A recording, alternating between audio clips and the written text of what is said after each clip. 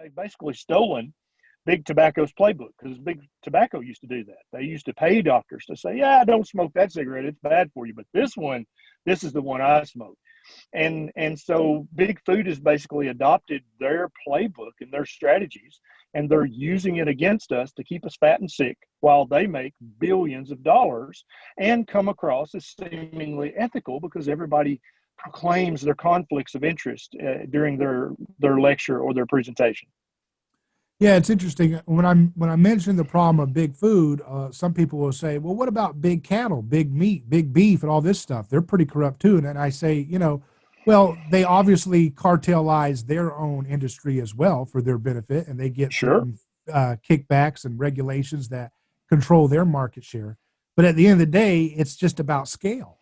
Big meat is dependent on big corn and big soy for their feed. They're not going to start waging war on big corn and big soy as a product that humans should reject. They're not going to stand up for Absolutely. themselves. So they're happy and content to play the scapegoat in the industry because they've got their little cartel that the government has protected for them, and they're like, yeah, go ahead. I mean, beef's good for you, but if you want to tell us we're the bad guys, sure, go ahead. We're not going to rock the boat in front of big plant. Right. And I hear that argument often. And my answer to that would be, what I'm concerned with is the finished product of whatever industry that you're about to actually ingest into your body. And so I don't have much of a problem with, say, M&Ms. They don't make any health claims. They're like, this is a sugary, chocolatey, fatty snack. This is not good for you, but you love M&Ms, so you're going to have some. That's fine. But when the big industry I have a problem with is the cereal industry and the pasta industry. And these guys who are saying this is heart healthy, this is cholesterol free, this is low in fat, this is healthy for you, this is good for you. Or corporations like Coca-Cola and Pepsi who will say, look, all calories count. You can get your calories from grass-fed ribeye, or you can get your calories from Coca-Cola. Calorie is a calorie, doesn't matter.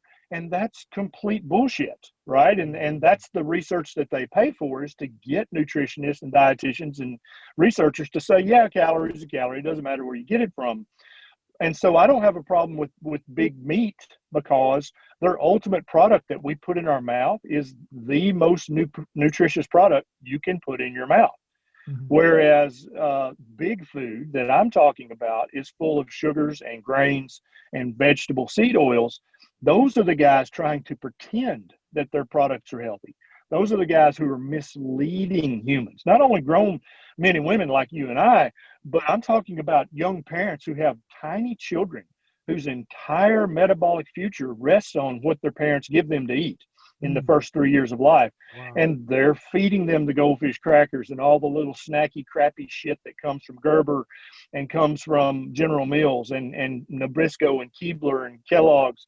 Those lifelong ramifications for that young human. They didn't make that choice. They didn't get to make that choice. And that's the big problem I have with big food. And yeah, is big meat a dog eat dog world? Yes, we're in a capitalist society, sort of. And that kind of stuff happens. That I don't have a problem with their business ethics or their business practices. I have a problem with the finished product that goes into your mouth and into your belly. Mm-hmm.